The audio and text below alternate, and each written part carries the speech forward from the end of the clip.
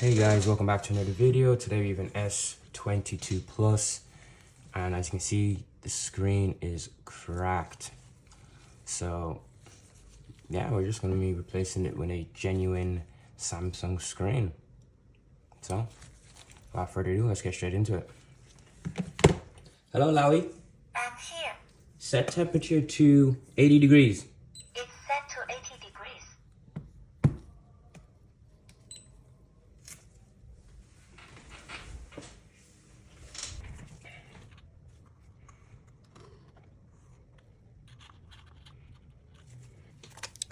So after we've heated the back of the phone up, we can then use a tin metal blade to cut at the adhesive in between the back glass and the housing of the phone. Be sure to take your time and use as much alcohol as possible, and if needs be, you can even place the phone back onto the heat mat if needed to keep the phone heated. It did take me a small bit longer than I actually showed here of how to remove it, so just be careful. Some of the adhesive might be well adhered on, so alcohol and heat are your best friends here. If any actual excess adhesive comes up, you can just use a scissors to cut at it, but make sure to take your time when you're removing the back glass, especially. Sometimes there's also a cable for the fingerprint depending on the Samsung model, so just be mindful of that. I like to use some stickers for the camera to cover it so that no dust or debris can damage the lenses. It's very important to mind these camera lenses. There is around 12 screws or maybe a bit more holding in these the two back plates to get to the motherboard, so they'll be pretty much easy to see. So I do recommend going to iFixit.com to show how many exact screws you need to remove, but basically all of them that you can see need to be removed if you're doing a screen replacement. That's the way I like to see it. So once you have removed all these screws, there is around two parts of this back plate holding down this wireless module. So you're gonna have to use a black stick to cut out the adhesive that is holding down the wireless module, and then you can lift that up, unplug the wireless module, and then there's another connector there that needs to be removed before the back plate can come off with the wireless module. Unplug the battery, very important. Then there's about 3 connectors up here, plus the volume up or down, or maybe it's even a power button cable that needs to be all done. Then I use some alcohol around the battery just to get the glue loosened up. By the time we get to the battery, we can then easily remove it, even though that isn't the case most of the time, but the alcohol definitely does help. There's a series of screws down there holding down the charging port, microphone, and SIM card slot. So take your time. You're going to remove all those screws, make sure there's none left over. And if you've done it correctly, you should be able to pry off the back plate. Now, surprisingly, this one was very hard to remove, even though there was no more screws. So usually you can kind of just pry it and it all comes off, but in this case it was a bit harder. There is a few more the connectors to be removed. So weirdly enough, Samsung opted to use a double-sided connector for the screen. So if the connector ever got damaged, you can just remove it. Be sure to remove the SIM card tray.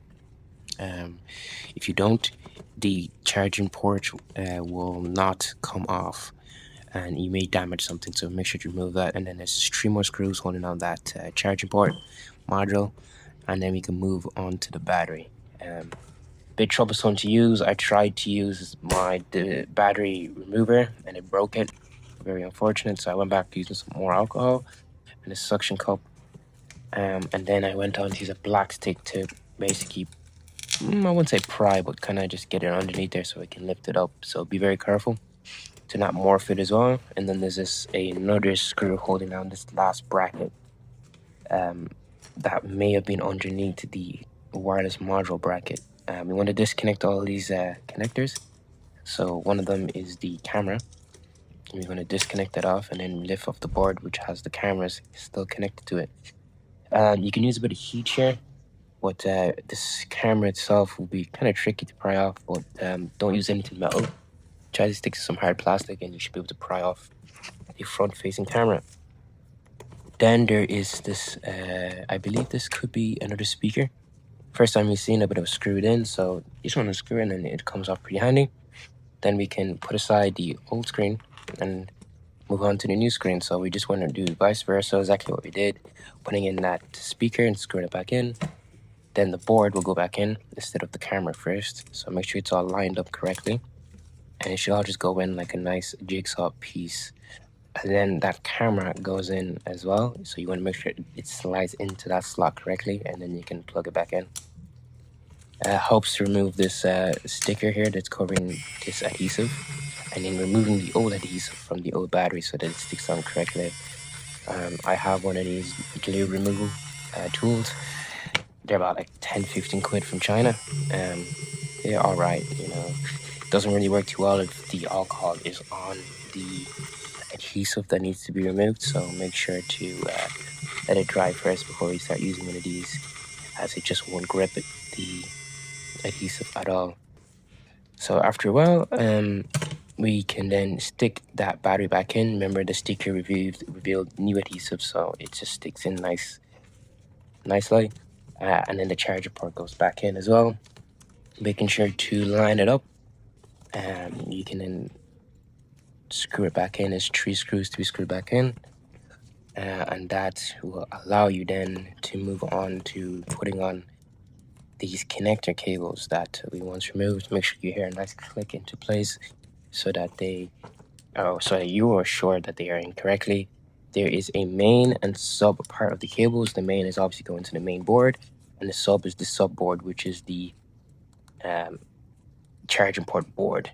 So there's 3 cables and they all have to be plugged in. Make sure you hear the click, and then they go in nice and tight. Next, we want to put in the bracket that actually has the loudspeaker on it as well. So you just want to crack it in place. And then we will screw all of that back in, making sure to leave all the screws back in order correctly. Yeah, definitely not the hardest job to do, but once you have the backplate open, it's pretty self-explanatory after that. Like, it's just a big jigsaw piece. Up next, there's 2 parts to the main board bracket. So the first part goes up top there. Just crack everything back into place, and then the wireless module bracket goes in as well, making sure you kind of have to put one side in and then push the rest of it in. You'll understand once you're doing it yourself, and then you just want to connect those 2 connectors again and line everything up. And then there is all these screws to be put in as well. So yeah, enjoy it. And if you're ever scared you're gonna wear down any of the screws, you can actually put the screw in and rotate left until you hear it click, meaning that the screw is ready to be screwed in, and then twist right. And there's one rule that I've always used when screwing and unscrewing things: lefty loosey and righty tighty. So I've always used those methods. I'm not saying throughout everything you're trying to fix, and you should restrict the amount of times that you wear down screws. So yeah, be careful. Every screw has a slot to go into. I think they're all the same size as well, so just be careful and they'll all go in. You can, at this stage now, you can power it on the phone and then put in the SIM card. So there probably would be some adhesive on the back glass, back panel, so you can either remove it with your hands, and there would be some excess adhesive. So what I used, it was my bit of a blade of where the camera area just didn't seem like it would be able to just come off by itself. I cut it and then I took it off, and then I used my glue or adhesive remover to kind of remove the rest of the residue off the back panel. So I would normally advise you guys use the original adhesive that comes maybe with the screen, or order it separately. In this case, I forgot to order one. So not to worry, you can always use B7000 glue. I use the black glue. I don't know, I just like it the most. to get the job done. So you're just gonna have to clamp it on after, and then after that I just remove the camera stickers so that the camera will work as intended, and then you just want to fit the back panel onto the phone.